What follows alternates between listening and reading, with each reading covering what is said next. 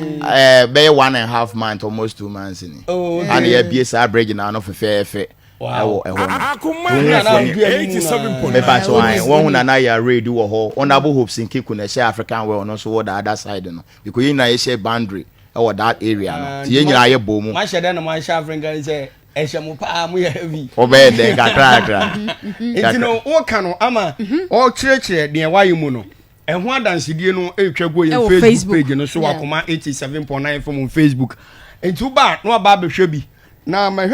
page no so amanfo bo aba so sisi na munya botre akro na fe kura na ya hyase enti wo ba Facebook page no so a na oba behwe ona bo achievements ni nyina no yenso ye de ani ye de akira yakwa akohwe bi enti yes ye na se ona bo ha de na ha ne mu so asem no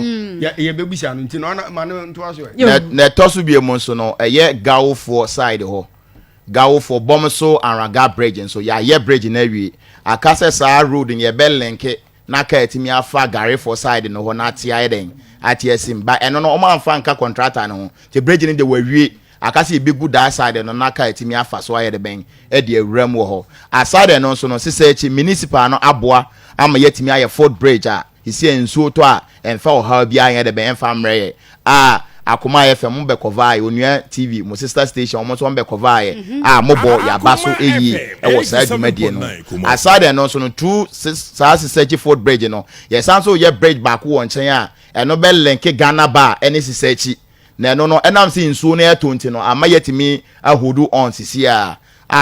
nsuo ne tia obon se contractor no so beba na wa baba betua ne dwumadie so se na ebeye na aboa alenke anraga ne Ghana bar so aye de ben e dia bom amaka so etimi akọ aba ye ba ye mmaburu mako nsia na wo community ni ma awrade na me so aboa mo manya scholarship e wo school pon mo enan e wo Ken UST bako e wo Legon ana bako wo apia mi nka na wo Tano so ana say Tano so side here ya awrade nam so ama omanya scholarship na to so biom so no mo from tro BC no infie nnan a me bedi assemblyman through our MP Dr. Kwabramafo every year bia form 3 for yamo bia maset ama bofra no e the bed control in order to motivate them no matimi aye de ben aye adwumaden etimi aboa na to so biem so no et ona bo hey una wo hey me pa cho me na wo ye den na me chairman set omo deploy me ko St. Louis tini ye chairman set aye de ben e de ama students na omo kwa tro BC no enti ehunfoni na e twa ye de egui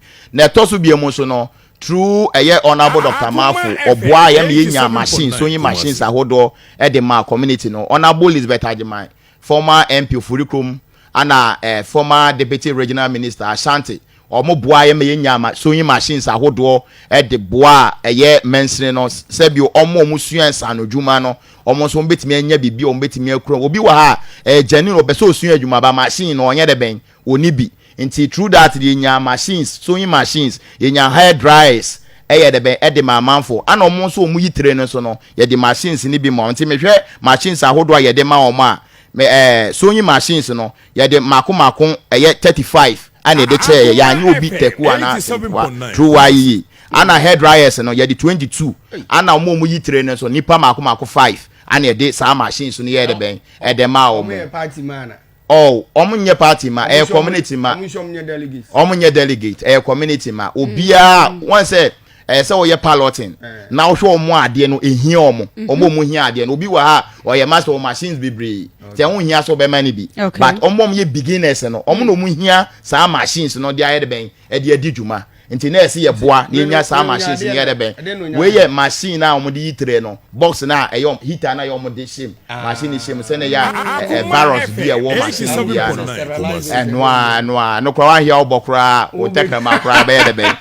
ebeka nti eno bi ana yetimi ye de ben e de boa omo through that and so me buy na health insurance mako 100 ana through MP no ya boa reni ama amanfo ana many NGO so akabo ma register for 300 e de ama eye community no through that akabo ma eye 400 ana yetimi aye e de aboa omo wo mempesu aso na to so biem so no street light me buy na street light no enye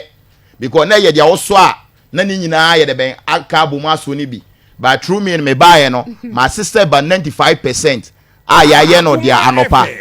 han ba na no ankasa ye de ben adum esum ba na no ankasa ye de ben aso eno na me na be ka se automatic na automatic ni bi na use photo cell no enti obi abedi adanse say ye lighting system there me buy ma bo ho modern aboa ama sa anyoma na nyina ekoso na toso bi omo so no esum ma ho anwumre anwumre esum ma ho but enro anwumre me call rounds me won se mienu bi ase there but my imagine say memenda ya me ya adoma assembly na ni so be ba hanti na wo she da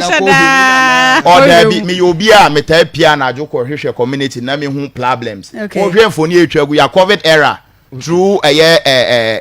chairman GFE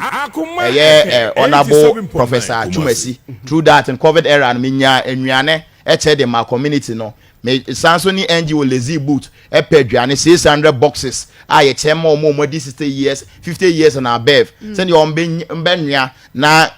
nkola wo fie so benya bia de ben edi through that in covid no me ankasa me boaye ebi wa me yekoko 100 pass anopa ene bread ni enam ni yeche mi ame bottom ska through that so no aban so aye de ben eba mu ebi wa no de emo no de aban anumre na ye nam street ni ye de ni yeche ebi ye dokro na yeche